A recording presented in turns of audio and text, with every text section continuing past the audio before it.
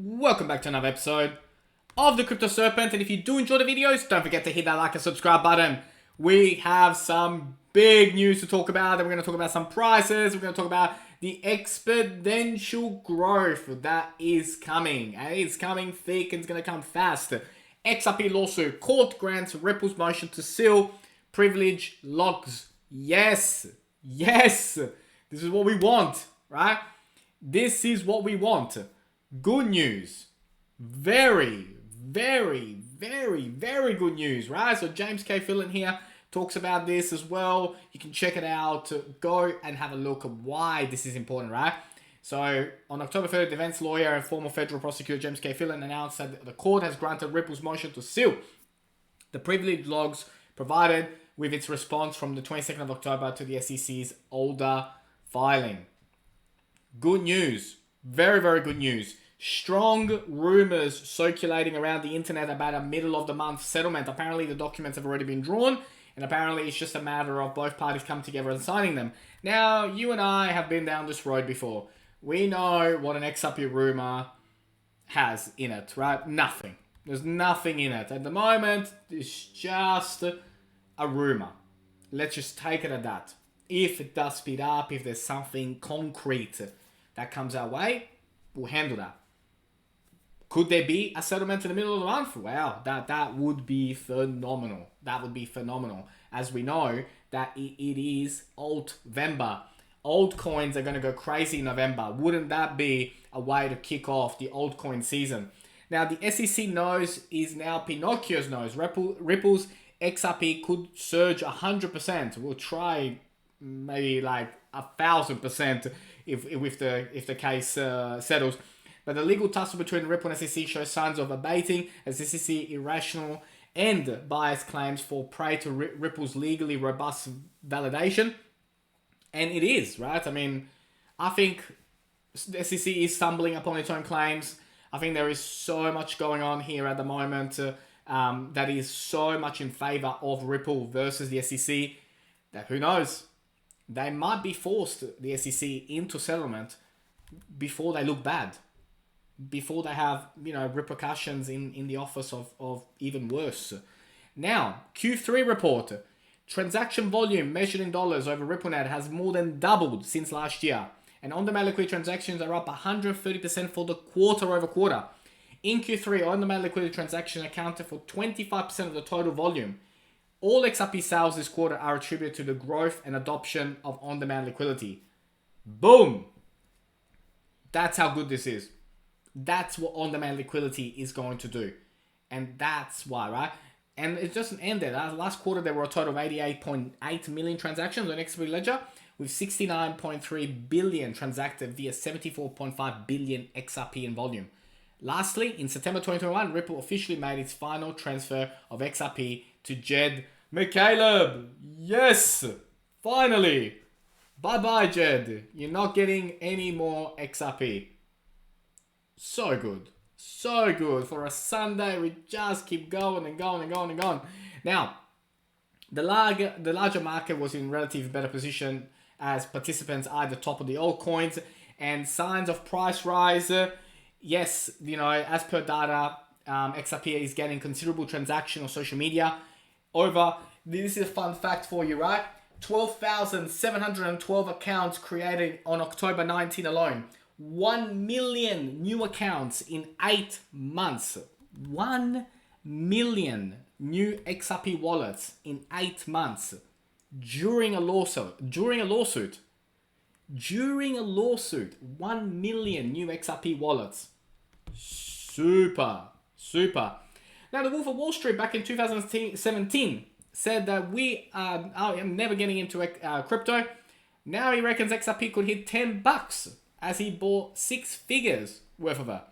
He goes, I'm a large holder of XRP, 6 figures. My TV guy thinks it's the best thing since sliced bread.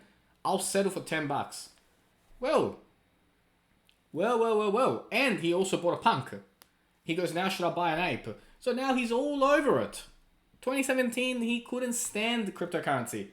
Now, attorney John Deaton on Ripple vs. SEC, you better hope the SEC falls flat. He's talking about, for the good of the entire cryptocurrency industry, he's saying you better be praying for an XRP win. And I agree. Now, this came out a while back. During the XRP commercial, if you pause it, it says how XRP works, right? So pay, bank, Vostro, Nostro, bank, pay, receiver. The Internet of Value. And we are going to be talking about this week a bit more about the Internet of Value and how XRP forms part of that, right? We did speak about on-demand liquidity in Japan. And as you saw by this particular report about the on-demand liquidity, 25% of the total volume, that is a great news to increase the volume of XRP transacted per day. Can't wait for that. Now, XRP looking freakishly similar to 2017 fifth wave of the run. Starts December 10th. Look, I get it, where people make these type of correlations. And yes, it would get to about 14 if it did exactly repeat 2017. But this isn't 2017. And I don't think we're going to have to wait till December to really see the kickoff for the XRP party. But then again, who knows? Now, when we talk about the transactions and NFT, there's going to be a lot of talk about NFTs on the ledger, on the XRP ledger, and there is a lot of volume already being transacted through this, right? And we're going to talk about this more and more as it gets more and more popular. Let's jump into it. Let's have a look at some of the indicators. Now, as we begin to look at the charts, we're looking in particular at the moment on the daily. Now, on the daily chart, we're sitting at 1.31% up. We were almost at the 14 cents territory, $1.14. But as we can see, the daily MACD is starting to move towards being bullish, right? You can see where we're heading. You can see that from the low of 98 cents, we are now sitting at above $1.12. And it looks like it is pushing, right? So the MACD on the daily looks like it could be coming back into bullish. So very, very good news. But remember, we are definitely looking for 115 and consolidate above 115. Until then, nothing. Do not move for a bullish move, right? Because, if you are a day trader, like if you're a long-term holder, nothing to worry about. But if you're a day trader, wait for the 115 and consolidation above 115 to be absolutely sure. But see, on the hourly, we were outside the Bollinger Band. We're now back inside the Bollinger Band for the hour, which is expected. On the 4 hour, we are just inside the Bollinger Band, but you can see that the volume is moving, and it's moving quite rapidly.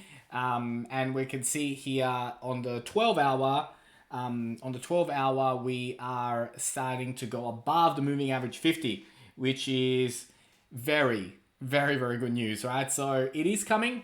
Again, I am conscious of the Sunday night and Monday, volume starts to go down a little bit.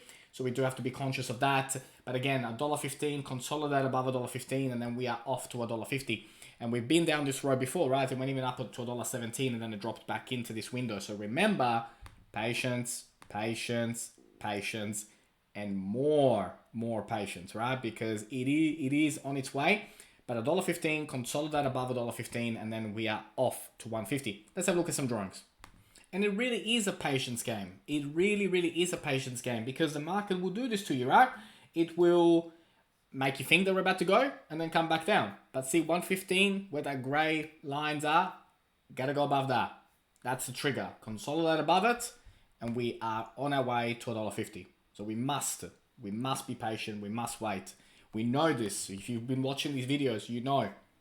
And also you can tell by this particular graph how many days we've got left. Now, this is on the 4 hour, right? Looks like what? It aligns with the middle of November theory, like that 10 to 14 day approximately cycle before the real explosion happens. But let's see. Could be earlier, right? The market will either go before or after everybody thinks. But 130 is a big key point of resistance. 180 will be a major point of resistance. 220 will be a major point of resistance. But the rocket is ready. The rocket is getting ready for takeoff into double-digit land, and double digits are on their way. Now, if you're a day trader, or if you are looking for just simply not waiting until the double digits, then you could potentially look at $2 and $3.98 as good points, right? Because around the $3.30, $3.90, there will be a bit of a cool off. Then we go to $4.20, $4.50. Then there'll be more of a retrace before we kick off again to go towards the double digits. So I just got to be, I got to remind you of this. I got to make you aware of what is going on from that perspective. But when we look at the double digits trajectory and where we are going, right? We do have 220, big talking point, 340, retrace, and then we go to 450. From 450, we go towards 560. Then there will be, again, a cool off where a lot of people get caught out. They will get caught out. Then we will jump towards double digits, probably around 12.10 before we go and head towards $16 to $17. How exciting. We're going to be together every step of the way. If you learned something new today, don't forget to hit that like and subscribe button as always. Thank you, and I look forward to see you on the next one.